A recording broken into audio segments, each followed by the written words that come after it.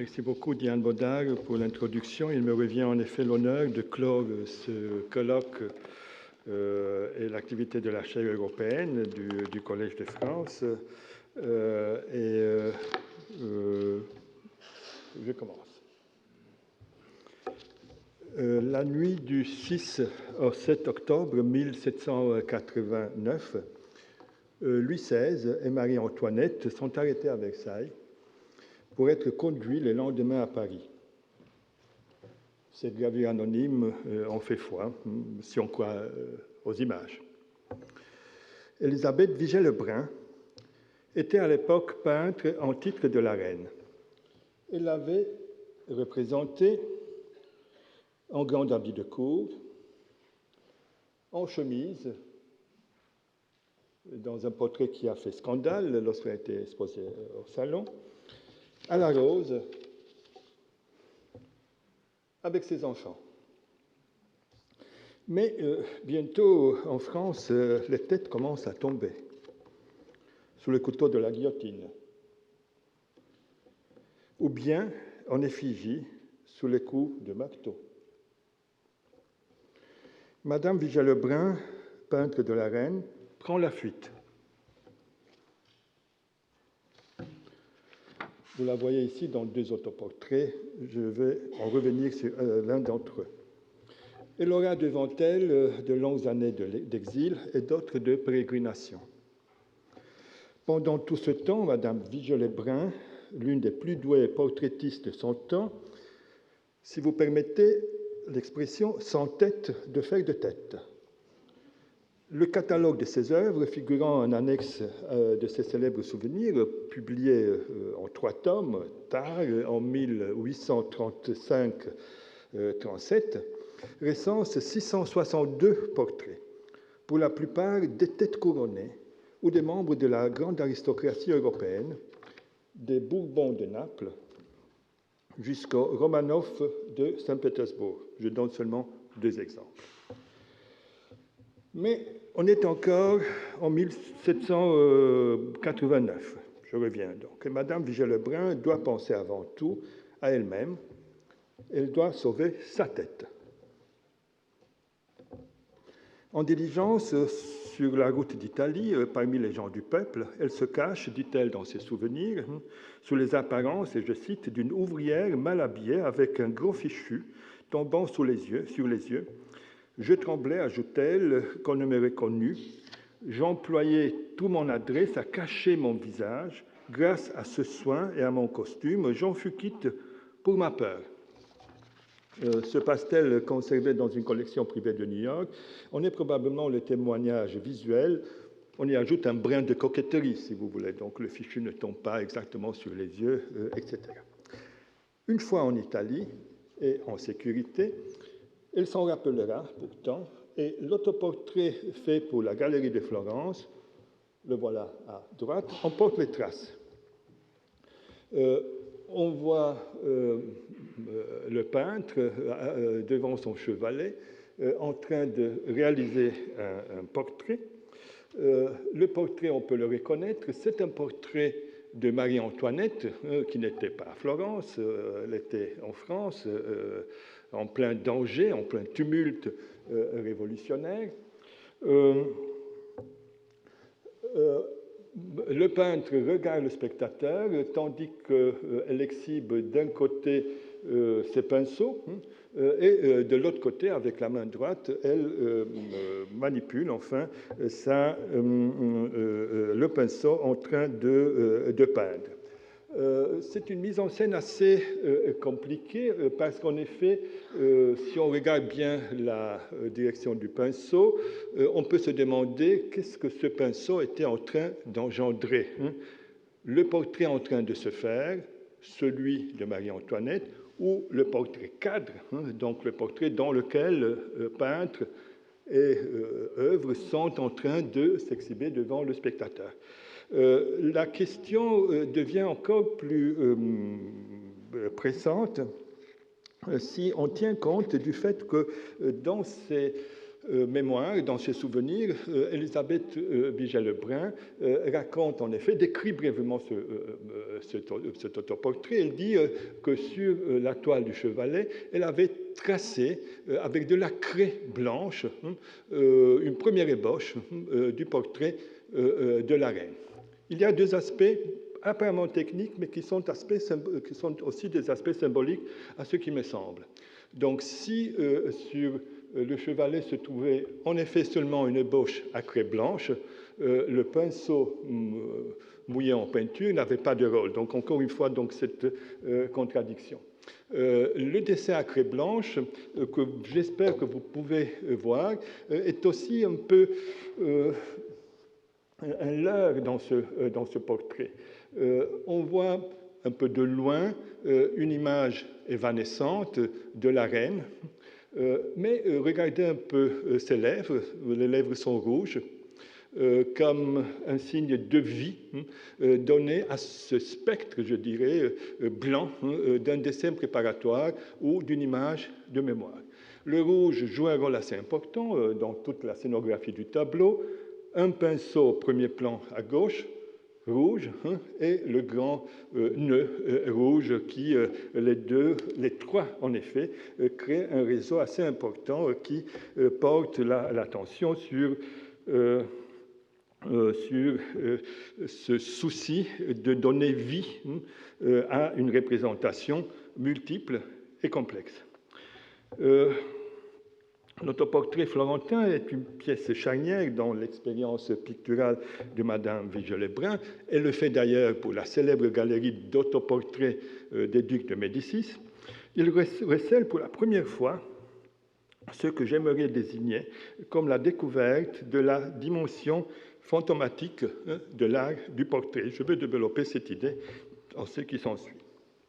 Dans une étude très intéressante, Mary Sherriff a remarqué en effet que dans cette stratégie complexe de cet autoportrait de Florence, il y a parmi d'autres le motif de l'ombre de la main du peintre, de la femme peintre, qui se projette sur la toile en train de se faire, et elle a approché donc ce motif symbolique au mythe de l'origine de l'art de la peinture, le célèbre mythe de Dibutade raconté par Pline l'Ancien.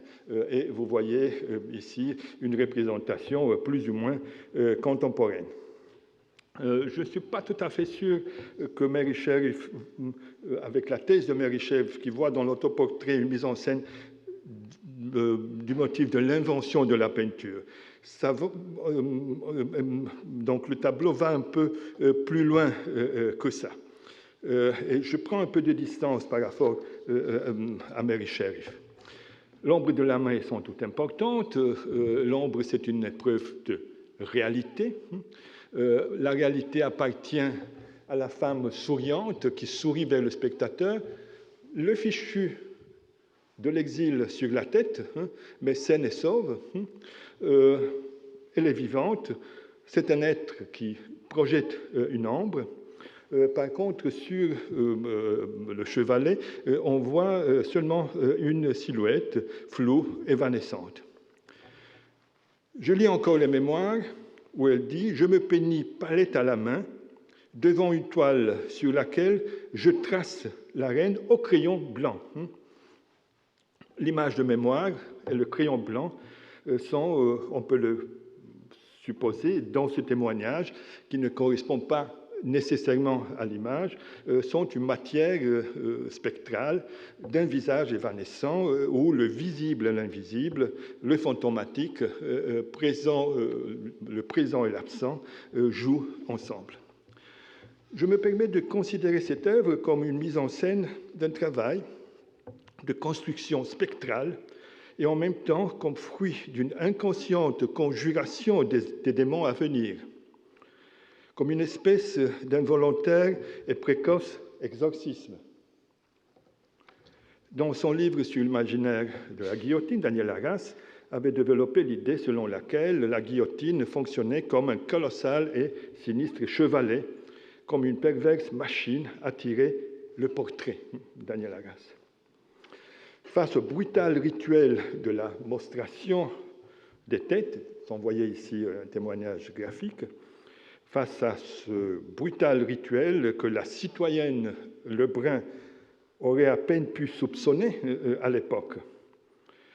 Sa propre démarche, loin d'être naïve, est, il me semble, porteuse de signification. Dans son autoportrait réalisé pour la Grande Galerie des Ducs de Toscane, elle se présente en tant que forgeur d'un corps royal, incertain, à la limite entre apparition et disparition.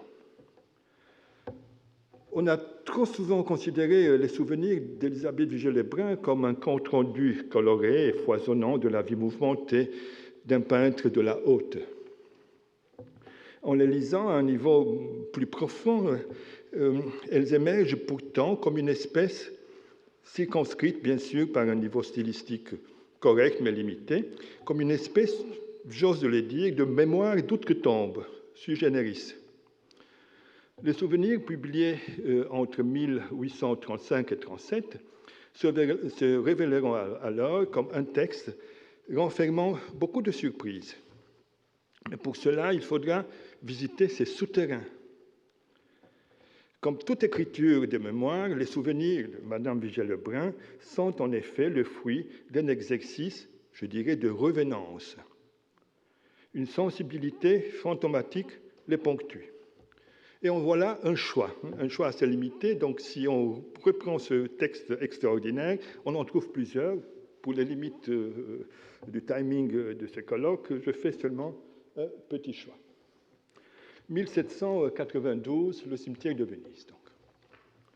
En mai 1792, Madame Vigée-Lebrun se trouve à Venise, en exil, en compagnie de vivants de nom. Elle tient absolument de visiter, avant de quitter la ville, le cimetière des Anglais. Le compte-rendu qu'elle en offre a tout l'air d'un récit gothique. Il y a peu de romantisme ou de gothic dans les mémoires de Vigée-Lebrun, mais il y en a certains d'entre eux, et celui-ci en est un. Tout est là, j'anticipe un peu, tout est là dans ce récit, le clair de la lune, le marbre blanc des tombes, les nuages. Je donne quand même le texte, où j'ai souligné ce qui m'a semblé être le plus important, mais toute cette scénographie nous rappelle justement une structure du roman gothique anglais ou européen de l'époque, clair de lune, marbre blanc des tombes, les nuages, l'illusion d'un mouvement subreptice, dont tant plus pressante seront l'impératif et l'urgence de l'évasion. Après tout un périple, enfin, les deux, Vivant Denon et Madame Vigée-Lebrun, voient une brèche et nous sortîmes charmés d'aller retrouver des vivants. Nous ne rencontrâmes que 2 soldats en faction que nous laissèrent passer sans crier qui vive. C'est un très joli texte qu'il faut lire, il me semble, à sa juste dimension. Donc, heureusement, la brèche tant désirée est là, et les héros de ce récit s'empressent de l'emprunter.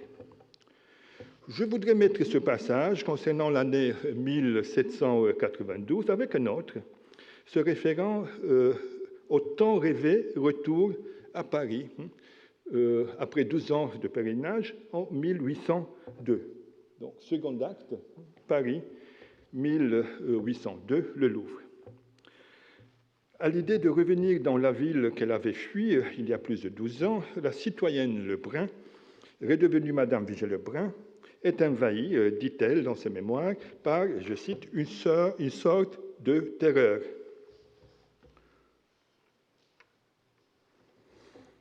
Mais les jeux sont faits, et la voilà, vite, à peine arrivée, quelques jours après son arrivée à Paris, au Louvre. Pour avoir une impression du Louvre, donc ce tableau de Hubert Robert, de toute une série. Hubert Robert était un des amis, collègues et amis de Vigée-Lebrun. Ce n'est pas vraiment le Louvre réel, c'est un projet du Louvre, un peu un Louvre fantomatique, il ne correspond pas exactement au Louvre réel, mais l'image est encore plus importante à cause de cet aspect de projection imaginaire. Le musée réel, il faut s'imaginer donc Madame Gellebrun entrant dans ce monde imaginaire. Le musée réel avait reçu entre-temps des changements importants, et son imaginaire également. La visite de Madame Gellebrun a tout l'air d'une incursion dans un monde intermédiaire. Le texte le dit.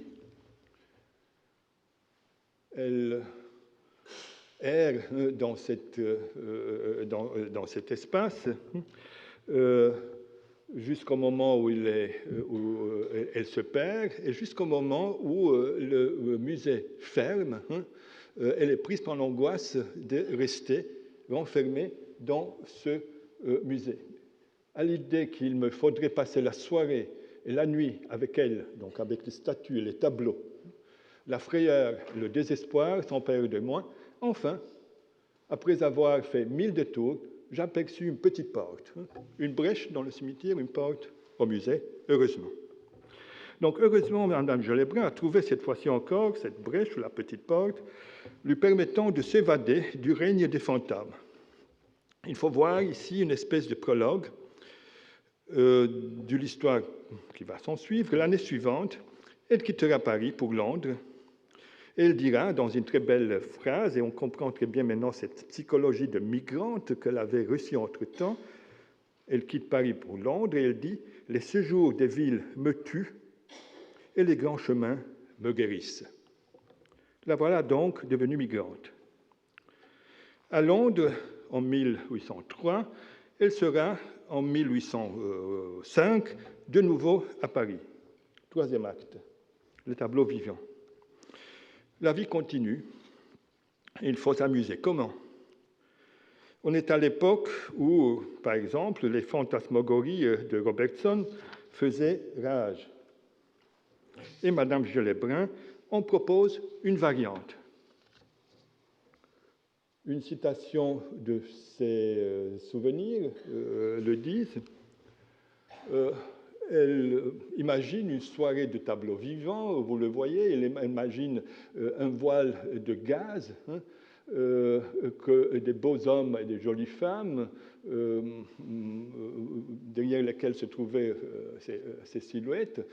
Une autre fois, elle imagine un autre jeu avec un dispositif de coiffure, des personnages historiques, où elle fait des trous, où on pouvait passer un visage. Donc, on est apparemment dans le contexte d'un jeu de société. Est-ce qu'il y en a plus que ça? C'est une question. Il faudra peut-être premièrement bien cerner le contexte et l'héritage, donc la base sur laquelle Madame Gellebrun, à Paris en 1808, propose ce genre de jeux de société. Les fantasmagories de Robertson, qui faisaient rage, sont un exemple, mais il y avait aussi d'autres témoignages, par exemple les expériences d'un Cousins, Alexander Cousins, qui était un peintre et un théoricien anglais, qui avait imaginé dans les années 70-80, dans un célèbre manuel concernant la beauté, le rapport entre le visage et la coiffure. Et il propose dans ce livre assez intéressant, qui est formé par des transparents, justement, qu'elle reprend après dans les voiles qu'elle propose. Donc le livre de Cousins propose justement un jeu sur lequel, ça vous donne une image, on pouvait placer certaines coiffures en changeant par là la physionomie du portraituré ou de la beauté codifiée par ce livre. C'est un jeu, c'est clair, un jeu de l'Ancien Régime, je dirais. Madame Gellebrun le reprend avec des bizarres effets, je dirais, transgenres. Et je voudrais maintenant vous citer, j'espère que tout est bon, ou non, j'ai la citation quand même quelque part, l'expérience qu'elle propose, je résume, Une des beautés qu'elle propose comme beauté filtre pour les jeux de société qui vont s'en suivre est la célèbre Ninon de l'Enclos, donc célèbre beauté de l'Ancien Régime, qui revient de cette façon dans une mise en scène à cause du fait que dans une silhouette de ce genre, pas nécessairement dans cette gravure, mais on peut s'imaginer, donc il faut nous-mêmes nous soumettre à un processus, un exercice d'imagination. Dans le récit de Madame Gellebrun, dans cette projection de cette célèbre beauté, le visage qui se projette à travers tout un système de filtres est le visage de Hubert Robert, qui était le peintre et architecte partiellement du Louvre. Donc il y a là comme une expérience, je dirais, transgenre.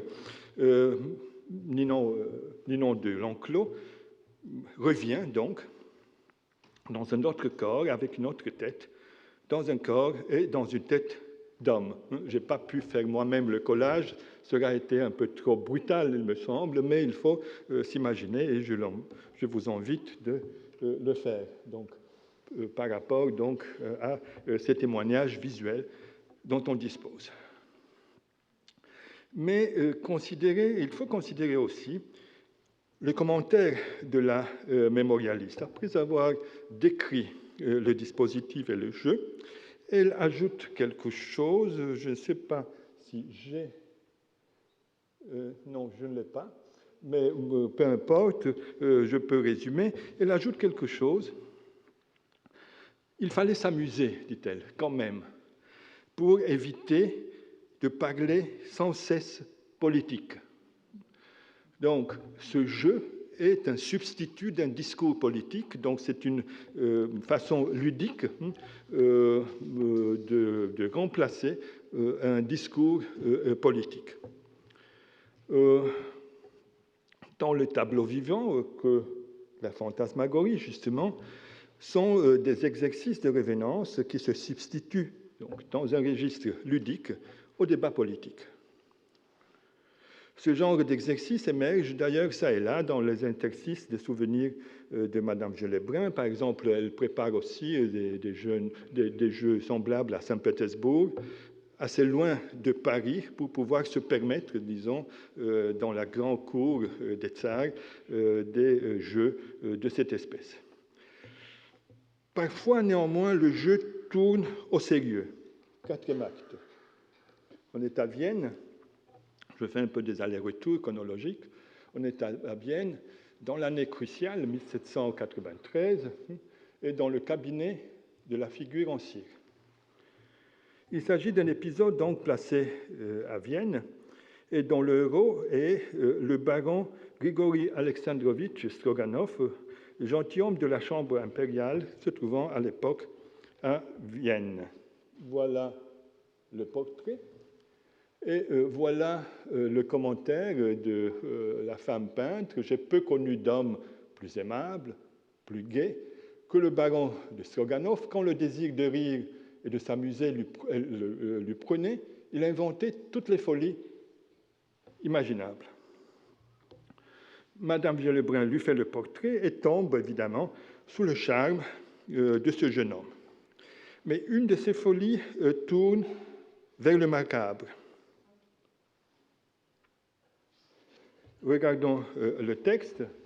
Un jour, entre autres, sachant que plusieurs personnes de la société et moi devions aller visiter le cabinet de figure en cire que je n'avais pas encore vu alors, il s'excusa sous un prétexte de ne pouvoir nous accompagner. Prenant l'avance sur nous, il alla se placer dans ce cabinet, derrière un piédestal, de manière qu'il ne laissait voir que sa tête. En parcourant la galerie des portraits, nous passons devant lui, mais il avait donné à ses yeux une telle fixité et tant d'immobilité à tous ses traits qu'aucun de nous ne le reconnut. Après avoir visité les autres salles, nous repassâmes une seconde fois sans le reconnaître davantage, mais alors, impatientés de notre intention, voilà qu'il remue et qu'il parle. Nous fûmes presque tous effrayés. Alors, on peut imaginer facilement l'effet de ce jeu.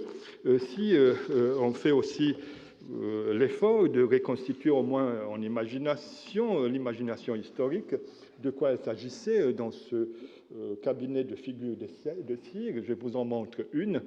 Donc c'est quelque chose de ce genre que Stroganov avait imaginé. La mémorialiste passe très vite, même trop vite il me semble, sur l'épisode, dont la véritable portée se révèle dans toute son ampleur seulement quelques pages plus loin. On est, je l'ai anticipé un peu, dans l'année terrible 1793, et à Paris, les têtes tombent. Le tour joué par l'insouciant baron Stroganov ne se distinguait certes par son bon goût, je dirais.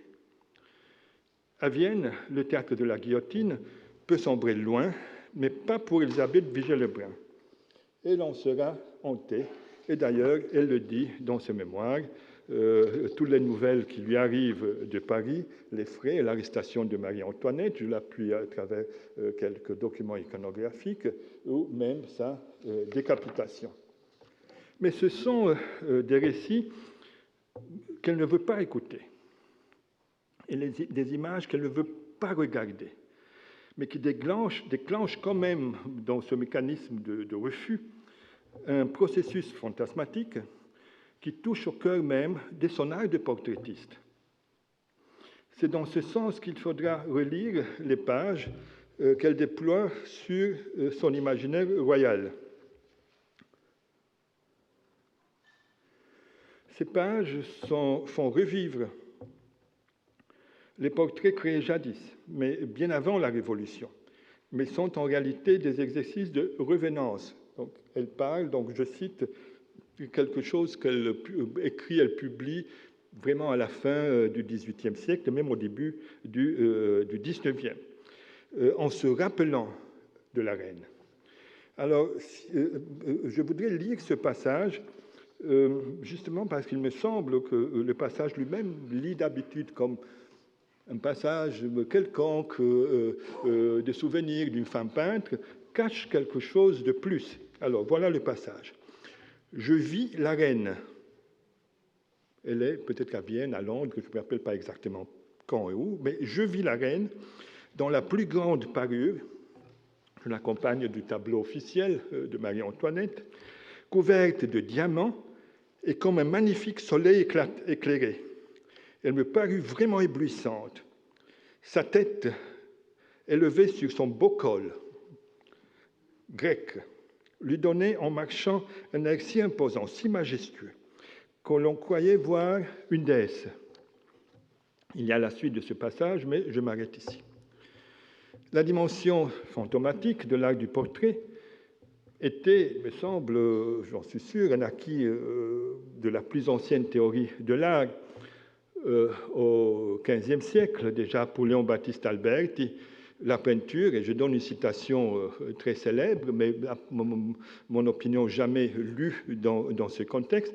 Donc déjà pour Léon Battiste Alberti, de la pittura, la peinture, dit-il, a en elle une force tout à fait divine qui lui permet non seulement de rendre présent, comme on le dit de l'amitié, ceux qui sont absents, mais aussi de montrer après plusieurs siècles les morts aux vivants, de façon à les faire reconnaître pour les grands plaisirs de ceux qui regardent dans la plus grande admiration pour l'artiste. Alors, Elisabeth Vigée-Lebrun n'invente pas la techné du fantomal, mais la pratique, il me semble, la cultive et la consacre. Et en sont les preuves, les deux représentations posthumes de Marie-Antoinette. La toute première, c'est un tableau allégorique fait pour la vicomtesse de Chateaubriand. On dispose aujourd'hui seulement d'une mauvaise reproduction, et c'est presque un hasard le fait que ce portrait, l'apothéose de Marie-Antoinette, est devenu un fantôme, lui aussi, à travers sa disparition. Il a été documenté jusqu'à un certain moment, et puis, par miracle, il a disparu. On a cette photogravure qui en fait foi. Donc, la fantôme d'un portrait, si vous voulez. Je voudrais quand même lire, si je serais capable de trouver le texte, comme je l'espère.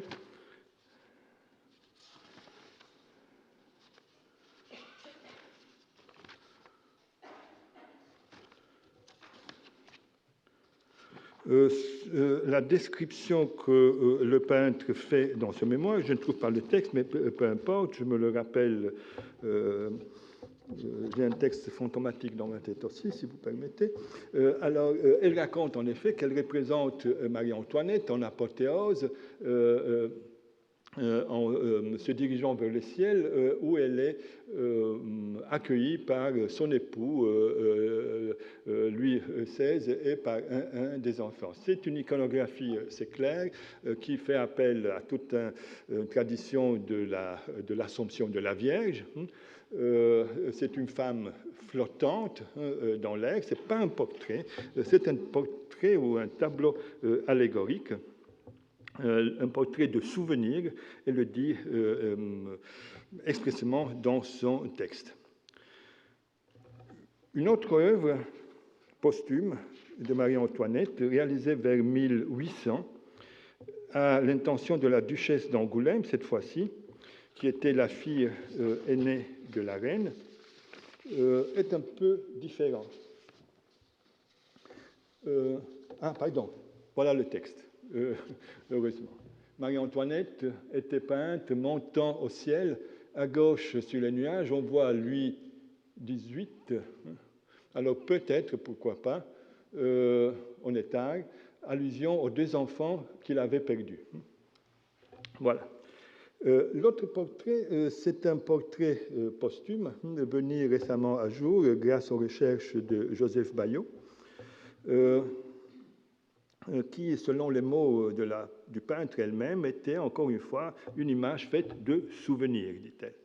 C'est une petite icône de dévotion privée, je prends cette expression d'une jolie étude de Gerrit Walczak, donc une petite icône de dévotion dont la signification par rapport au conseil pour les peintres qu'elle va intégrer dans ce souvenir mérite d'être interrogée de plus près. Alors, à la fin de ces mémoires, à la fin de ce souvenir, mais on est déjà en 1837, Madame Gelabrin avait presque 40 ans lorsqu'elle publie finalement ses mémoires. À la fin de ces souvenirs, elle intègre des conseils pour la peinture du portrait. Alors, il faut faire attention, ce sont des conseils, on est donc en 1835, 37, l'année de la publication, elle parle de sa propre expérience. C'est quoi un portrait? Comment est-ce qu'il faut rendre un portrait? Donc, il faut projeter a posteriori cette recette apparemment technique. Je pense de la voir ici. Le texte est assez long, mais à un certain moment, elle dit « Tant que vous travaillez à la tête d'une femme, si elle est vêtue de blanc, et j'ai choisi cette citation justement parce que cette femme est vêtue de blanc, mettez sur elle une draperie de couleur absente, c'est-à-dire grise ou verdâtre. Ce n'est pas le cas ici, on peut se demander pourquoi, afin de ne pas distraire les rayons visuels et qu'ils puissent se reposer seulement sur la tête du modèle. Si cependant vous la peignez en blanc, laissez-en un peu pour la tête qui doit en être reflétée.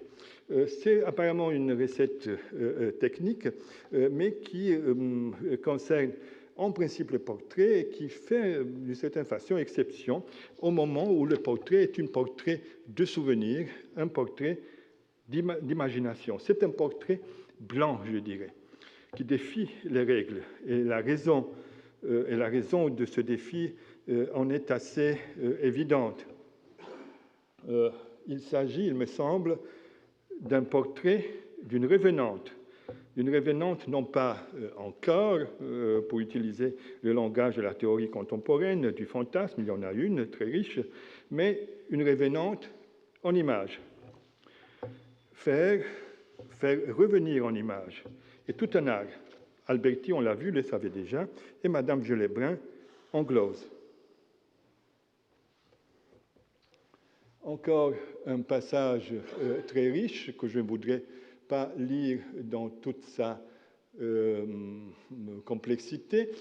Peut-être justement la toute dernière phrase, après tout un exposé, encore une fois apparemment technique, il ne faut jamais empâter les prunelles.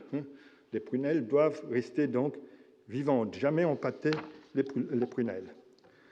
On peut lire certains passages de ces conseils comme un involontaire programme de l'art fantomal qui place Madame Gelais-Brun au rang des grands maîtres de la revenance.